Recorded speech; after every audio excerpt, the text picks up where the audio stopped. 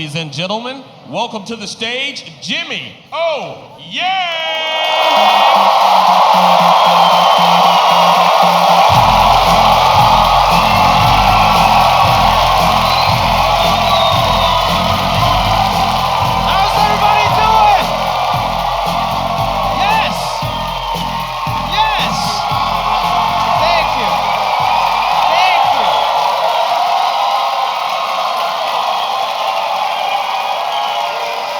Thank you guys very much for coming out. What's up, y'all beautiful people? This is great, man. You guys can have a seat now. You guys can have a seat. Thank you. Thank you so much. Where my Asian people at? Asian people? Hey! Came out. We're out here representing, man. I gotta say, it's been a couple of good years for us Asians. Right? Yeah. We had Crazy Rich Asians last year. That was a huge moment for us. Yeah.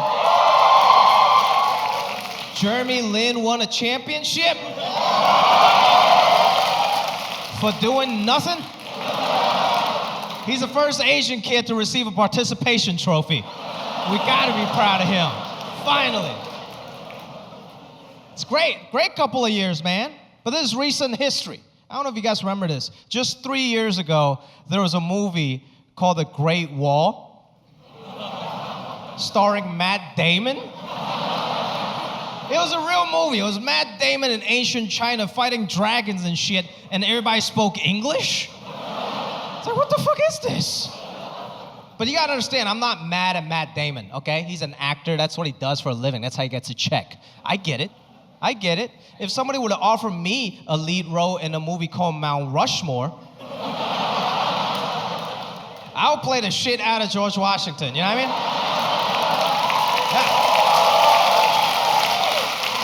Yeah. No shame in my game. I'll play George Washington Carver if they let me. That's a black guy, by the way, I don't know. Gotta represent, man. I see a lot of people out here in the streets, they want to come up to me, but they're not really sure. There's a lot of debate amongst their friends. They're like, hey man, are you sure that's him? If we go up there, we gotta be sure, because if we go up there and it's not him, we're gonna look super racist. Are you sure that's not Ken Jeong? I don't know, looks kind of like Ali Wong, I don't know.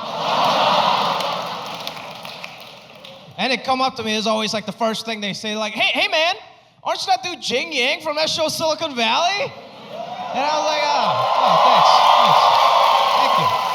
I'm like, yeah, thank you, I appreciate that, yeah, I am. And then they're like, oh shit, I didn't even know you speak English in real life. Like, it's called acting, motherfucker. Like, did you really think Matt Damon was Chinese? Like, what's wrong with you? I don't know what the disconnect is. Like, if a white actor does a British accent, he's a thespian. He wins an Oscar.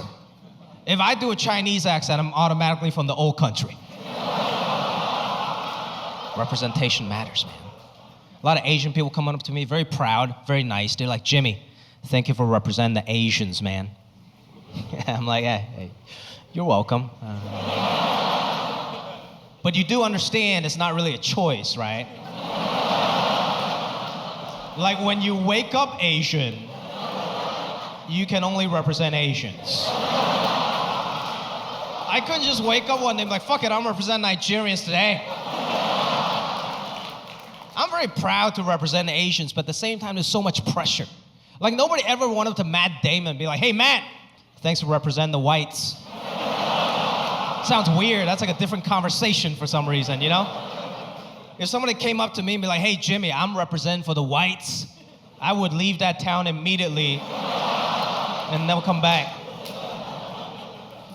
So much pressure to represent. I gotta be a good Asian everywhere now. I gotta tip everywhere I go. That was one of the major advantages of being Asian, is I can just pretend I don't know how to tip. Y'all know what a Chinese tip is? Chinese tip, it doesn't matter how big your bill is, you tip $2. That's a Chinese tip, man. Now I gotta tip 20% everywhere. I gotta give every Uber driver a 5-star rating just so I can be a good representative. Everywhere I go, I gotta represent. Even day-to-day shit. Even the bedroom, I gotta represent. After I hooked up with this one girl, this is what she said to me. She was like, Jimmy, I don't know how to tell you this, but you're the first Asian guy I've ever been with. I'm like, okay. What do you want, a fortune cookie? Like, what do you want? She acted like she just unlocked a new character on Street Fighter or some shit. Why do you feel the need to say that?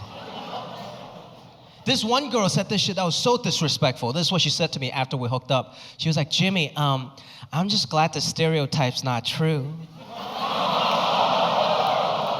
You don't have a small penis. And I'm like, bitch, you understand? You just insulted my entire race of people. But thank you.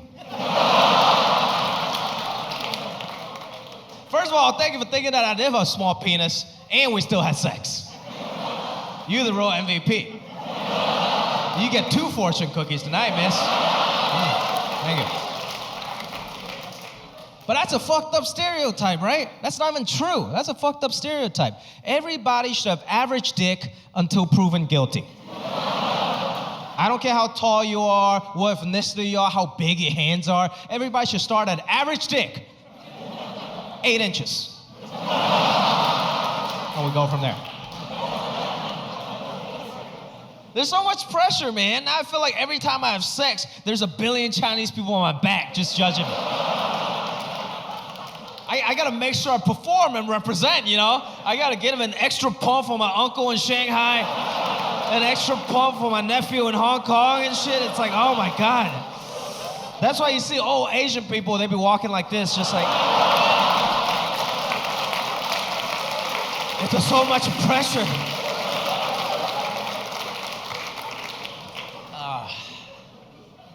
I love old Asian people, man. Yeah. Old Asian people are the best. But why are all old Asian people always stretching in the park? Like, it doesn't matter which city and which park you go to. You wake up 6:30 in the morning. You see about 250 old Asian people all doing this shit at the same time. For like 3 hours. What the fuck are they doing? And my dad was trying to explain to me, he's like, oh, they're warming up to do Tai Chi. I'm like, for how long? And ironically, Tai Chi is a warm-up in itself. So they're warming up to warm up for nothing. And I think to a lot of Americans, like people think that Tai Chi is some like exotic Chinese secret, some oriental art. No, Tai Chi is just exercise for people who are too old to exercise. Let's not exoticize these things, you know? It's actually super simple to do Tai Chi. I went to the park, watched those old people for like an hour, and I learned how to do Tai Chi. Very simple. All you gotta do is 2 things. All you gotta do to do Tai Chi is pretend you're wiping down a window and getting a blowjob at the same time. You guys seem skeptical. Allow me to demonstrate. Very simple. All you gotta do, you get in your little stands, right? Okay? And then you wipe down a window, and now you get a blowjob.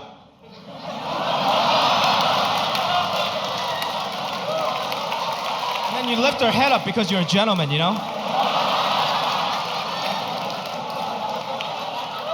That's Tai Chi.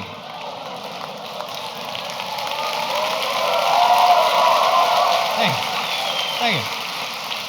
Let's not exoticize these Asian things. They're just old people reminiscing about the days when they got sucked off. That's it. You gotta take advantages of all these like Asian stereotypes. You know, if people are gonna exoticize us, that's fine. Whenever somebody asks me to do something I don't want to do, I just make up a fake Chinese holiday now. It's like, hey Jimmy, can you help me move next Monday? I'm like, Monday? That's the Dragon Boat Lychee Boba Festival, dog. I can't just help you move. My grandfather died for that shit, you understand? And if people's gonna assume that I don't speak English, that's fine. That's what I do now when I get pulled over by the cops. I just pretend I don't speak English. Haven't gotten a ticket in 5 years. Last time I got pulled over, the cop was knocking on my window. He's like, sir, you do understand you can't make a right turn here. It says right there in the sign you can't make a right turn. So I just looked up at him. I was like, oh. I don't know.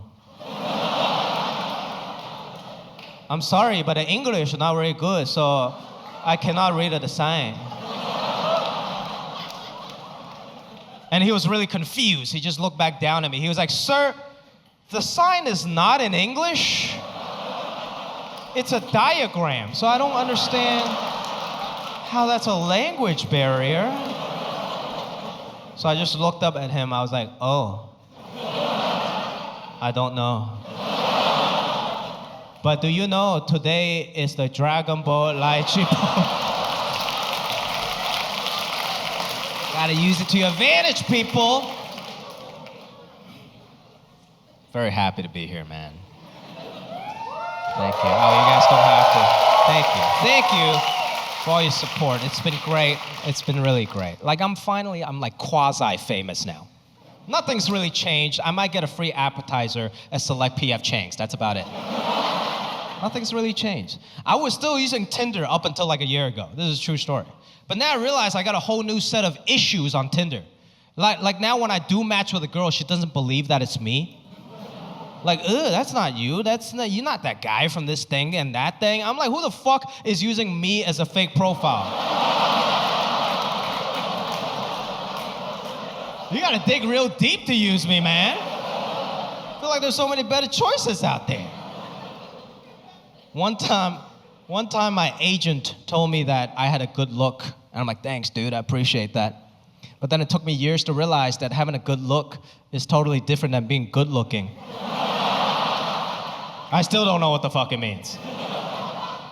And look, I'm not being self-deprecating, okay? That's Hollywood talk. I don't listen to that shit. I understand that in real life, I'm like super good looking.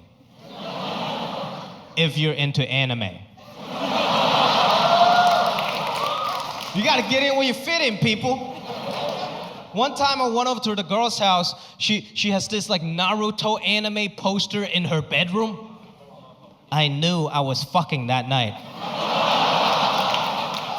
You gotta know your demo, people. Asian people, we don't need Tinder anymore. We just go to BTS concerts. That's how we do that parking lot pimping. I've been dating a lot of tall girls lately because it makes me look successful. No. I think tall women are beautiful, but some of them like to wear heels. That's just disrespect. I'm like, you're already 5 inches taller than me. Why the fuck are you wearing heels? And she's like, it makes my ass look better.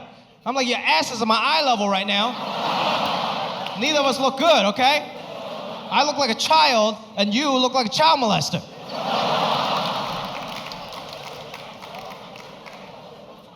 Last time I took a tall girl to this concert. I don't know if you guys know this, but apparently tall people have fun at concerts. Are you guys aware of that? I'm 5'5". I just go to concerts to smell other people's armpits. Like, what the fuck's the point of this? She was having a time of her life doing whatever tall people do at concerts, you know? Jumping around, obstructing other people's views, seeing everything. I was frustrated. I had enough. So I just looked up at her. I was like, hey, pick me up. This is bullshit. I pay for these tickets, okay? I want to see Billie Eilish too. Come on.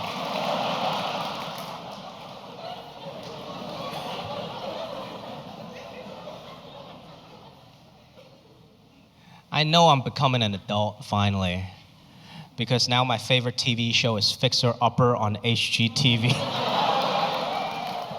That's the greatest show of all time. You guys watch it? Chip and Joanna Gaines, Fixer Upper. It's a great show, right?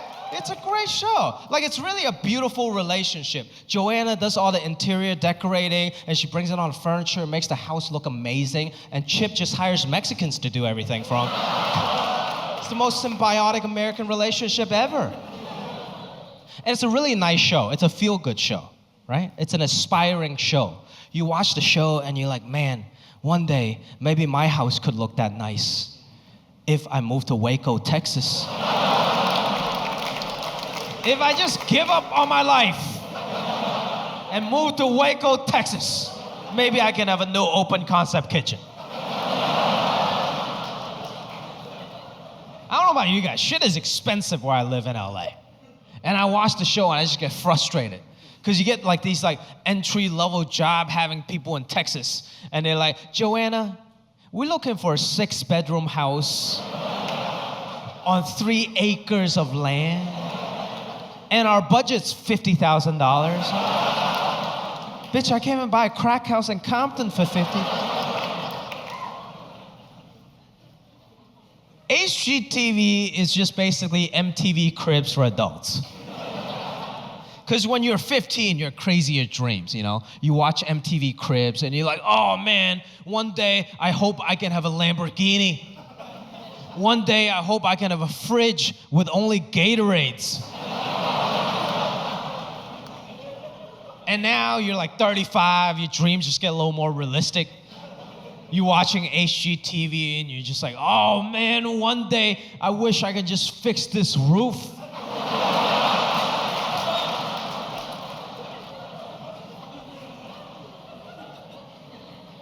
Look, I'm doing like fine by any measure, you know, but I still live in a 1-bedroom apartment because that shit is rent controlled. And when the Asian people, when we find a good deal, we're never letting that shit go. Yeah. That apartment is about to be generational. It's gonna get passed down to my nephew, his kids, and all that. It's mine now, basically. I don't wanna buy a house. I live by myself. And I'm scared of ghosts. I've seen enough movies to know that ghosts only haunt houses. Not 1-bedroom apartments. Yeah. I've seen enough Hollywood movies to know that ghosts only haunt rich people's houses in the suburbs, preferably with a newborn baby. Because they got way too much to lose. Shit is high stakes. I live by myself. I ain't got nothing to lose. A ghost come haunt me, I just move. Worst come to worst, I lose my security deposit. Fuck it, you know? What's a ghost gonna do? He's gonna follow me from unit to unit, start knocking on my life fixtures and shit. I'm like, hey dog, go ahead, it's not even mine. You fuck around, we both get evicted, okay? Like, you don't wanna be a homeless ghost. And if you really think about it, what kind of loser ghost haunts an apartment? That means that ghost probably died in that apartment. He didn't even die a homeowner. I ain't got no respect for that shit. He comes home, I just start talking shit to him like, hey dog, what was your credit score when you died though? Like for real. Shit. I was born in Hong Kong. Any Hong Kong people? A couple of us? Awesome, man. For you guys that haven't been following the news, Hong Kong is a part of Japan. I'm joking, obviously. But I said the same shit in Kansas City, and people were like, really? Wow, we learned something new today, Bill.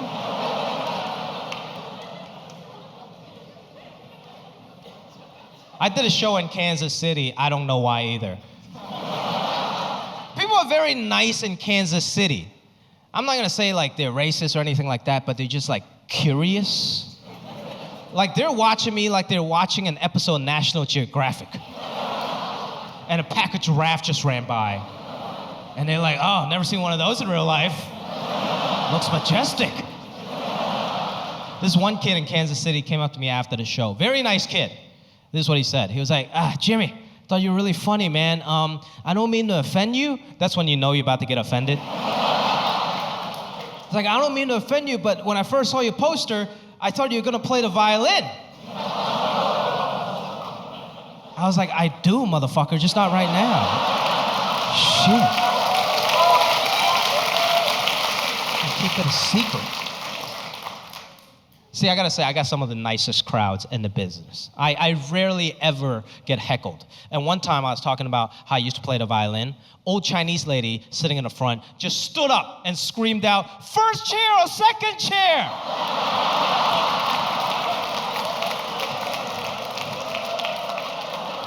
And I was like, "Thanks, ma'am. Fifth chair, actually, fifth chair." It wasn't very good. It wasn't good.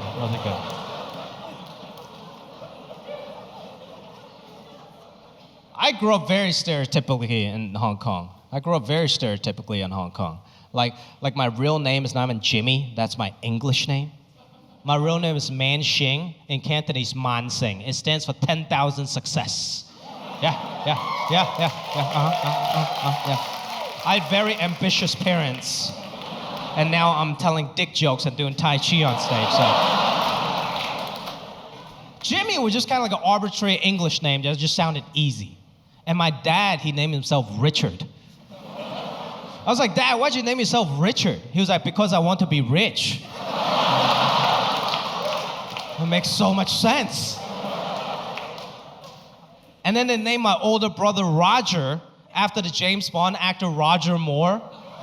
Yeah, but my brother hated that name. He was like, "Man, it makes me sound like an old white guy." So eventually he changed his own name to Roy. So now he sounds like an older white guy. And now his full name is Roy Roger, which is the oldest white guy to ever white. I grew up very stereotypically, man. I didn't play basketball, football. I grew up playing ping pong. Competitively. That was a serious national sport back home, man. You know, I didn't go to any like fun summer camp, space camp. My dad sent me to a ping pong training camp in Guangzhou, China. I almost died. It was 100 kids competing for one spot on the national team. It was basically Fortnite with ping pong paddles. We took that shit seriously though. My dad would take me to every practice, every tournament game, and he always tried to give me a pep talk before every game. But you know Asian parents, they're way too honest. So every pep talk just turned into an insult. Like he'll come up to me and be like, Jimmy, you're going to play well, okay?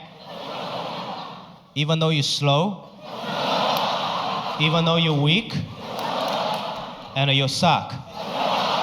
And then he would just walk away.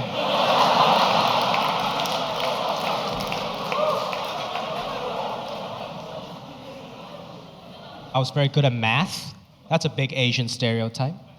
I think there's some truth to that, not because of some weird genetic thing, just because our parents care so much more about mathematics and academics, right? You guys seen it? You guys seen those like Kumon learning centers in those strip malls, right? Kumon learning centers, for you guys that don't know, are basically detention camps for young Asian children. You can tell that place is kind of fucked up by the look of its logo. Because it's supposed to be a smiley face, but it's not really smiling. It's just like, man.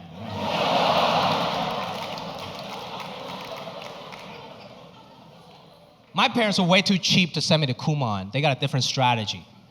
They never let me use a calculator until I turned 15, so I can work on my brain function. That's an old school Chinese strategy. You know, so when I turned 15, it was a very special occasion. It was basically my quinceañera. My dad just gave me a TI 83 plus. And he looked me in the eyes, and he was like, "You're a woman now, okay?" But when you're a kid, when your parents tell you can't do something, what do? You rebel, right? So when I was 14 years old, I stole my brother's calculator. I stole Roy Rogers' calculator. And I locked myself in my room, and I started rebelling. I started doing math homework. Other kids were like fucking around with like alcohol and drugs. I was fucking up some problems, you know? Locked myself in a room. I was just punching in numbers. I was like, oh man, this feels great, you know? It's so wrong. It's awesome. My dad was pissed. He was knocking the other side of the door. He doesn't like locked doors in the house. And he was screaming. He was like, Jimmy, what are you doing inside? Come out right now. I know you're in there using a calculator. Come out right now. I was so scared. I didn't know what to do. And he unlocked the door and he came in. I went into full panic mode, so I just threw away the calculator and I pulled out my pants. I was like, Dad, I was just jerking off. And he came in and he looked at me and then he looked at the math homework.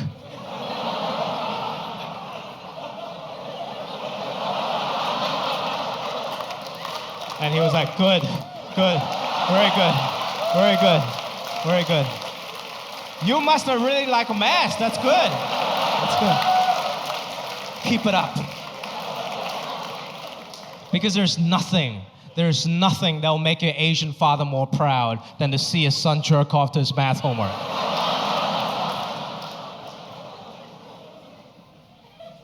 I grew up very stereotypically, man. But all these things, playing the violin, being good at math, my names, those things weren't stereotypes when I was growing up in Hong Kong because everybody was Asian. Everyone was good at math. It didn't become a stereotype until I came to this country when I was 13 years old, and I automatically became the weird foreign kid. Like, I didn't really even know how to speak English. I learned English how you guys will learn Spanish, just on paper. But if I would have dropped you off in Mexico when you're 13 years old, you would have died. I was a very confused kid, man. First day of school, everybody's standing up, putting their right hand to chest, doing the Pledge of Allegiance. I didn't know what was going on. I was like, did I just join a cult? What the First day of school, this girl came up to me. She was like, hey, what's up? I didn't know what that meant, so I just looked up. I was a very confused kid. All these little customs I wasn't used to. Like the first day of PE class. First day of PE class, we had to change in our gym clothes. I've never done that. Everybody was wearing boxers, and I was still wearing tighty whities. And this kid, this bully next to me, he was being real mean. He was like, hey, look, the Asian kid's wearing tighty whities. That's gay. And I was like, oh, really? Is that what it means? I had no idea. And I put on my gym shorts, but my mom had bought me gym shorts that was my exact size and extra small. So that wasn't very cool because it came down mid-thigh. And apparently back in the day, that was called a John Stockton. And the same kid next to me, that bully next to me, he's like, hey, look at it. Hey, don't wear your pants like that. Pull your pants down, man. Pull your pants down. And I was like, who's the gay one now? But I didn't know what to do. Everybody was looking at me, and this kid kept saying, pull your pants down. So I was like, oh, shit. I've seen Shawshank Redemption. Maybe this is just how it works in America. So I start pulling down my shorts all the way down to my knees, all the way down to my ankle. And that same kid, the bully next to me, is like, hey, what are you doing? Don't pull them down all the way. That's gay. And I'm like, what is not gay in this country? And apparently this other kid next to me, he's like, hey, don't pull them down all the way. Just sag them a little bit. Just sag your pants. And I didn't know what sagging your pants meant. Apparently that's a cool hip-hop thing, to pull your pants down halfway down your butt. So you show everybody your asshole. And apparently that's the only not gay way to wear your pants in America. I had no idea. All these weird American things I wasn't used to. Eventually I learned how to speak English by watching a lot of TV, mainly BET Rap City. Because that was my shit. I want to be cool, and nothing cooler than BET Rap City, right? Every music video was a slice of somebody's American dream. The first music video I saw was Jay-Z's Big Pimpin'. You guys remember that shit? Jay-Z's Big Pimpin' was the greatest music video of all time. It's Jay-Z and his boys on a yacht pouring champagne on this beautiful woman's face for like 4 minutes. I was like, this is America? It's amazing. That's all I wanted to do. Like before I even wanted to get into stand-up, that's all I wanted to do. I want to be a rapper. I want to be like Jay-Z and Big Pimpin'. So I started my own rap group in high school. It's a true story. It was me, my black friend Julian, and my other friend Yuji, who was half black and half Japanese. So we had perfectly 1.5 black dudes and 1.5 Asian dudes. And we called ourselves the Yellow Panthers. I know. I wish I was making this shit up, but I'm not. The Yellow Panthers was a real rap group, and we had a real rap song. It was called Underground Railroad Builder.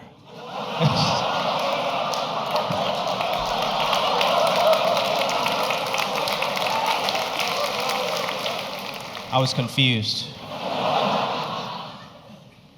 Eventually, I became a good Asian American, and I went to school to get an economics degree because that was the easiest degree that can still appease my Asian parents. But then after I graduated, I didn't want to do like econ or finance. So I went up to my dad. I was like, Dad, I don't want to do any of this. I want to go try and do stand-up. And he was like, what's a stand-up? You mean like a talk show? I was like, yeah, sure, talk show, whatever you want to call it, okay? But I want to go pursue my dreams. And he was like, no. Pursue your dreams, how you become homeless. I was like, no, Dad, things are different now. We're in America, okay? In America, we're supposed to do what we love. He was like, no. Everyone does what they hate for money and use the money to do what they love.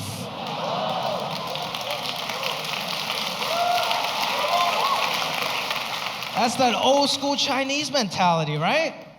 See, I'm like first generation, but my parents, they're like -9 generation because they're so freaking Chinese. Like, it's really hard for me to watch TV with my dad because he's trying to make me explain everything to him. And first of all, old Asian people, they don't watch TV, they judge the TV.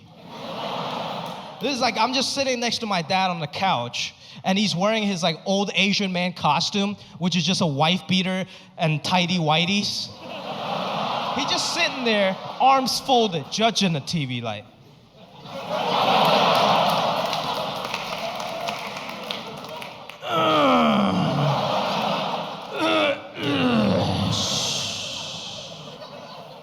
He just makes random noises around the house. Now whenever he sneezes, it's never just a sneeze. It's like a whole tsunami of sound waves that comes after. It's just like, oh, chill, oh, hey, shit, oh. I'm like, what the fuck, Dad, just have an orgasm? What was that? And he doesn't understand what I'm saying half the time. He's like, oh, there's an orgasm. Okay, the orgasm. And he's trying to make me explain everything to him on TV. Do you understand how difficult it is to explain a rap music video to an old Chinese man? We're just sitting there, and my dad was like, oh, Jimmy, what I mean when he say Lamborghini Mercy, or what's that? And I'm like, Dad, he's bragging about his car. It's a Lamborghini Murcielago, very expensive car. You know what that is, right? And he's like, oh, okay, yes. That's when you know they have no idea what the fuck he just said. It's like, okay, yes, a Lamborghini, okay.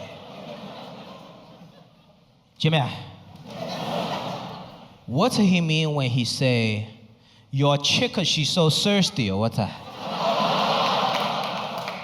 And I was like, shit. Dad, he's making fun of somebody's girlfriend, okay? Saying like she likes attention from other guys and she likes to do sex stuff with them. You know, like blowjobs and such. And he's like, oh, okay, yes. Blowjobs, okay. Jimmy, I'm thirsty too, okay? So I was like, oh, God, no. Got lost in translation. It's disgusting.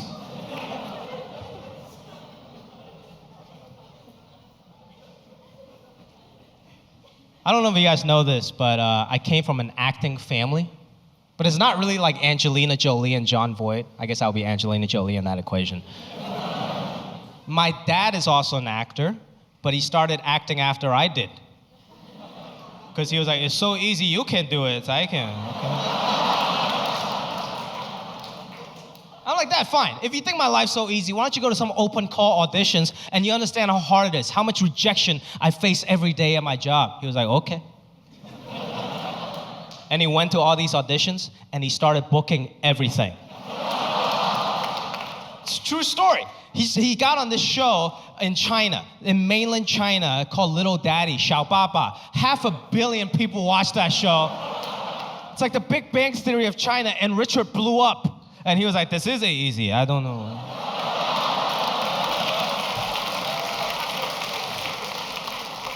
My plan completely backfired. And my aunt in Shanghai, she watched the show, and she'll call the house in LA, and she's like, congratulations, Richard. You're such a good actor. Did your son teach you how to act? And he's like, no, I'm a natural. Oh, that's very good. You and your son, same business, you know? You two are very funny. He's like, no, Jimmy's not a funny. And I'm like, that's bullshit, okay? You got one good role, good for you, I'm happy for you. But you're not a real actor yet. Real actors, we gotta cry, we gotta laugh. Do you even know how to cry in front of camera? He was like, yes, I just think about how much you suck at ping pong.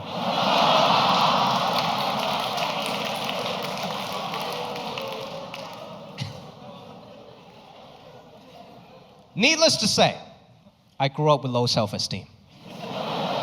Because I was raised by Asian parents. My dad's not even the worst, my mom's much worse. Have you guys ever hung out with old Asian ladies?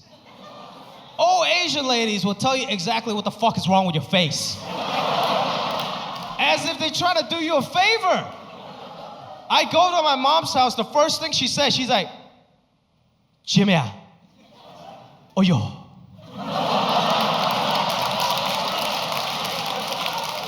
Oh yo. Why is your face so fat? Your clothes look homeless. And your hair, oh yo, it's a gay. No.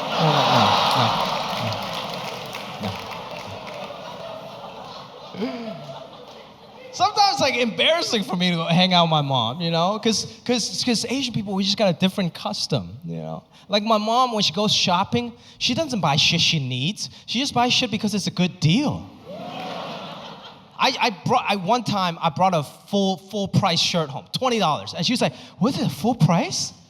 No, it's a bad deal. I was like, Mom, it's only $20. She's like, yes, $20 if you're stupid. She goes to Ross and she freaks out because everything's a great deal. She's like, Jimmy, you should buy this. You should buy, this is a good deal. This is a good deal. I'm like, Mom, that's a double XL shirt, okay?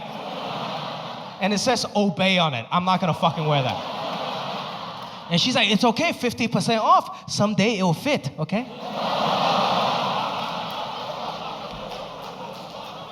If you want a good deal, you follow the old Asian people, right? You go to Costco, you see a sea of old Asian people because you know everyone's getting a great deal. Nobody's getting ripped off. You go to Whole Foods, never seen one old Asian motherfucker in my life. We don't believe in that shit. Look, there's nothing wrong with Whole Foods. Matter of fact, it's too nice. And Asian people, we don't like to pay for atmosphere. Have you guys been to a Chinese grocery store? It's a fucking zoo. You walk in there, there's just a frog jumping from one aisle to the other. There's a piece of fish still flopping around the floor. Half the place is an aquarium. I don't even know why you ever pay for your kids to go to SeaWorld when you just take them to the Ranch 99 for free. That's a good deal. That's a great deal. Asian people, we don't buy organic shit. We don't believe in organic labeling. We better still see is swimming or still walking. That's organic to us. That's the only way we know. All my friends in LA, all my hipster friends, they're like, Jimmy, you gotta eat organic, man. Those regular stuff you eat, they have growth hormones in them. It's gonna fucking kill you. I'm like, really? Growth hormones? Wait a minute, you're trying to tell me I've been eating growth hormones all my life and I'm still 5'5" and I shop at Gap Kids? Get the fuck out of here. I'll pay extra for growth hormones. Get me to the GMO only section, you know? All this organic stuff in America is getting out of control. It's not just organic food. You got like organic bed sheets, organic hand soap. I don't know about you guys, but growing up in my very Chinese family, hand soap wasn't even a thing. Hand soap used to be that piece of crap leftover soap that my dad's been washing his balls with for 2 months. And he just puts it on the soap counter, you walk by, you rub your 2 fingers on it for good luck. That was hand soap. Nobody got sick, it was fine. Once in a while, you got a piece of pube, so what? You deal with it. Now hand soap's so fancy, it's got its own aisle at the grocery stores. Because it's not about washing your hands anymore, it's a status symbol. We go to our friend's house and judge how well they're doing by what kind of hand soap they got. We've all done this. You go to your friend's house, he's got that green bar soap that says Zest on it. That guy's a fucking peasant. Don't associate yourself with that kind of animal. He's gonna ask you for money, you know what I mean? And then next level up, you got like the $2 bottle of soft soap with the fish or the watermelon on it, you know? I like that family. That's the backbone of America. It's the middle-class Honda Civics of soaps. Hardworking American family, man. I appreciate that. And then next level up, you got a soap that's so fancy, it doesn't even dispense soap. It dispenses foam. Which is just soap filled with air for an extra $6 a fucking bottle. Because as an American society, we decided we're way too good to rub our own 2 hands together to create our own foam and rather outsource that foaming action to some poor Chinese kid in Guangzhou, China to pre-foam it for us. Make America foam again, people, okay? Thank you. Thank you. My mom eventually caved in and she bought the $2 bottle of soft soap with the fish on it. But she's so Chinese, she's been watering it down for 6 years now. And now it's just a bottle of water with a fish on it. Doesn't do shit. Because it's a good deal. I know I make fun of my parents, but at the end of the day, I love them very much. I think we all do, right? But Asian people, we don't ever say I love you to each other. That's just not our thing. One time I got high and I called my mom. I was like, Mom, I just want to tell you, Mom, I love you. And you can hear her start like crying on the other side of the line. She was like, oh, Jimmy, do you have a cancer?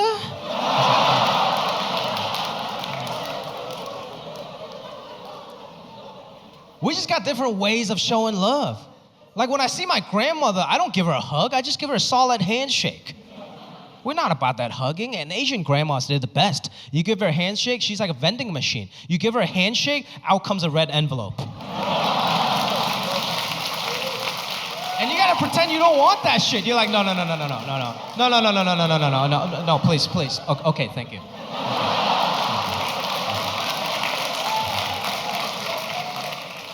That's just how we show love. My dad still calls me like 20 times a day just to check up on me. It's annoying, but I understand that's how he shows love. I was talking to my friend here, and he was like, oh, I haven't talked to my dad in 3 weeks. I'm like, what, is he in jail? He was like, no, I live with him. I just haven't talked to him in 3 weeks. I'm like, you do understand, if I don't call my dad back in 3 hours, he's gonna call 911. 911, what's your emergency? My son is dead. It's like, sir, is everything okay? Is your son dead? He's like, no, but he's dead to me. Okay, bye.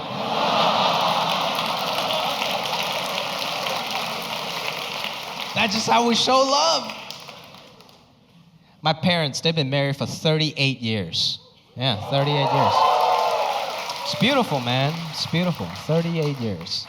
One time I asked my dad, I was like, Dad, after 38 years, do you still love Mom? And he was like, love? Your mom married me to escape communist China. It's not love, it's a good deal. That's how we show love, people.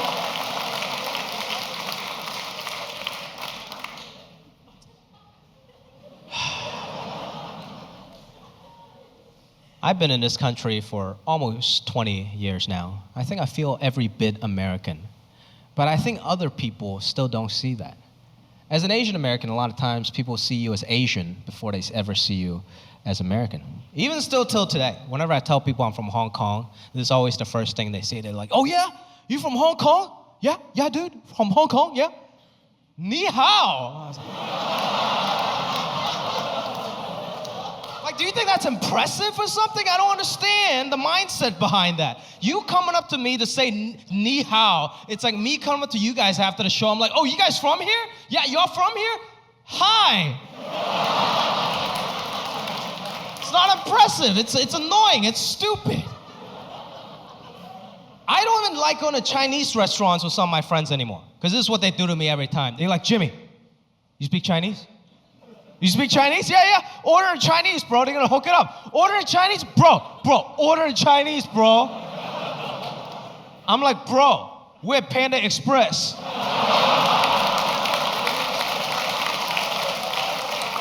She's Mexican. Like, what? Her name tag says Consuela.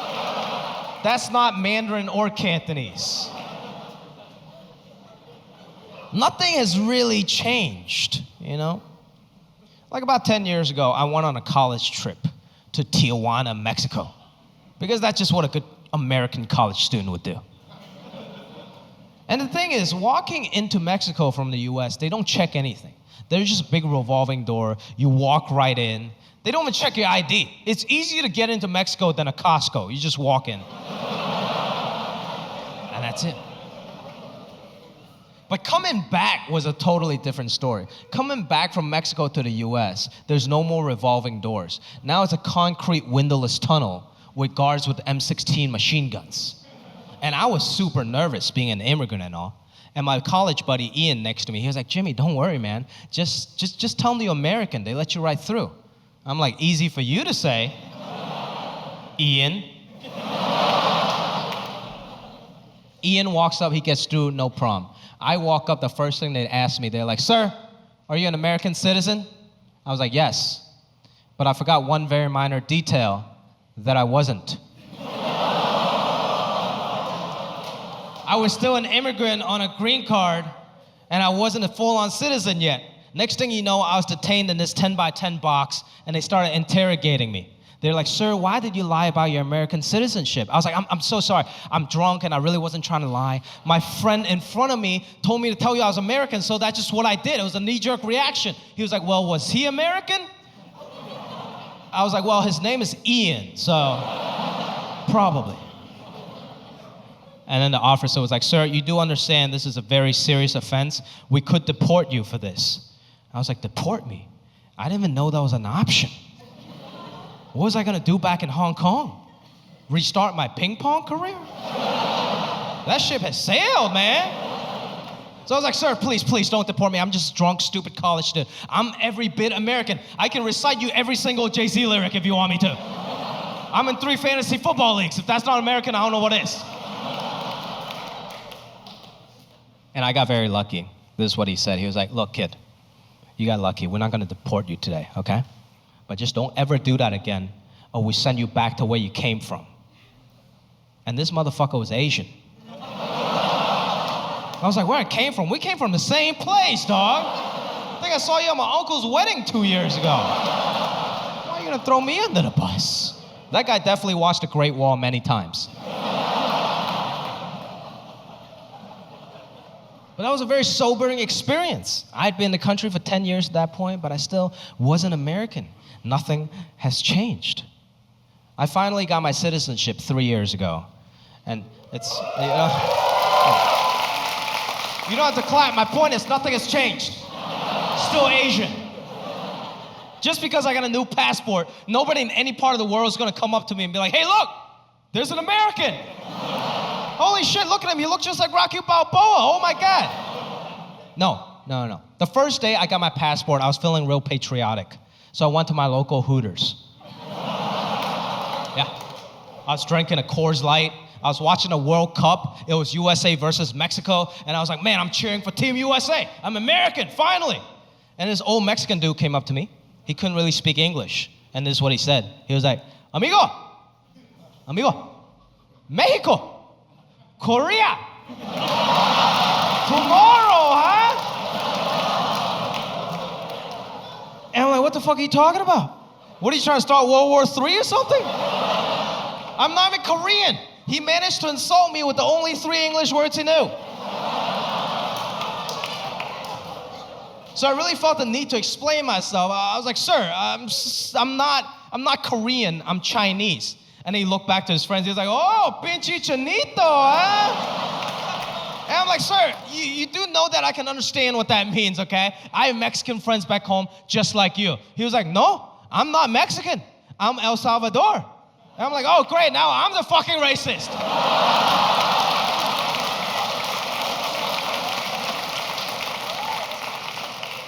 Nothing has changed. The first time I used my American passport, I was feeling real good.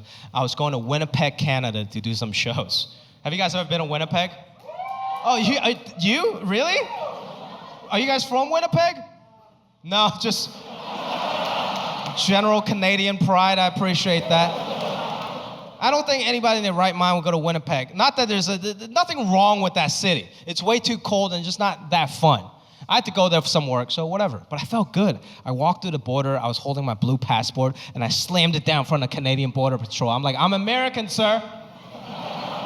And he's like, okay. I didn't ask you that, but okay. Are you here for business or pleasure? And I was like, shit, I didn't think that far. I was obviously there for business, but I didn't get a business visa. So I looked him in the eyes. I was like, sir, I'm here for pleasure. And he looked right back at me. He was like, are you sure?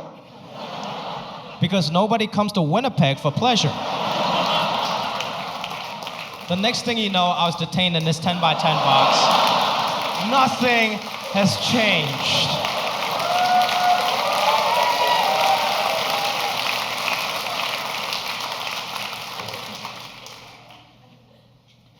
I was hanging out with Julian not too long ago, 1/3 of the Yellow Panthers. We're just in LA on Melrose getting some brunch, and that's how you know 2 minorities had made it. Avocado toasts. We're just chilling, minding our own business, right? And this old man came up to us, old guy. He's wearing a hat that said Vietnam and Korea War vet. I was like, damn, this guy really hates Asian people. Like, he survived us twice. I better be careful. But he was actually a really nice guy. He was a really nice guy, complete stranger. And he came up to me and Julian. He was like, guys, what you guys are doing right now, it's exactly the civil rights that I fought for in the 60s. Keep it up. And he just walked away. I was like, what the fuck? I didn't know there was a civil rights march for avocado toast. I was unaware. And Julian was like, no. He's trying to say that he fought for the right for an Asian man and a black man to hang out in public with no judgment. That's beautiful, right? I was like, no, he didn't. Jackie Chan fought for that shit in Rush Hour 1, 2, and 3, okay? Because representation matters. That's how we do change. I just want to see more Asian people out there doing their thing. Don't listen to your Asian parents. Go pursue your dreams. You know what I mean? Go do your thing, man. I just want to see more Asian brothers and sisters on TV. Like, look, there's nothing more American than NFL Sunday, than football Sunday. But you don't ever see one Asian person. You don't see one Asian person in the NFL. I mean, we got that kicker, Young Ho Koo, you know?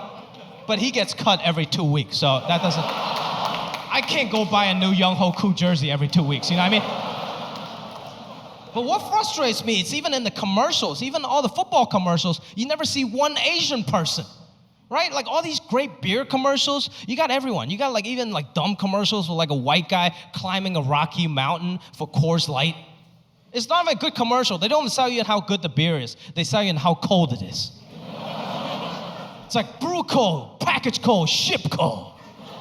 I'm like, isn't it ultimately up to my own refrigeration, sir?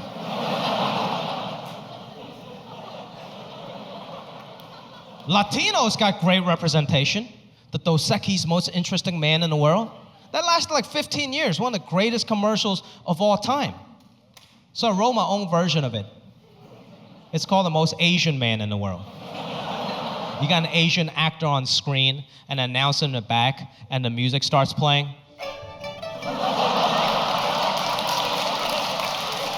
He graduated with a law degree, but now he's a neurosurgeon. He's 52 years old, but everyone still checks his ID. Whenever he takes a picture, he throws up the victory sign.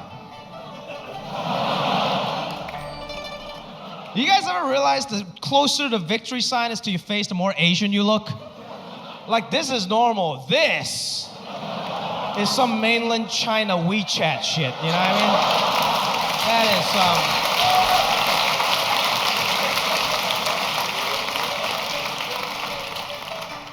is He is the most Asian man in the world. And the Asian brother comes out. I don't always drink beer. But when I do, my face will turn red. Say thirsty, my friend. Thank you guys very much. You guys are amazing. Thank you.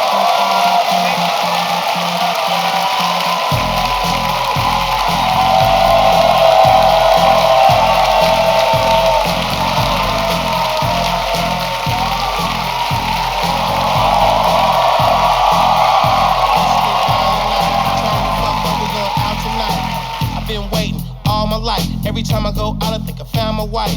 I can't help but turn down the lights. I'm gonna take something down tonight. This shit is so hot, that's what it's sounding like. Make you wanna fuck around tonight, bitch.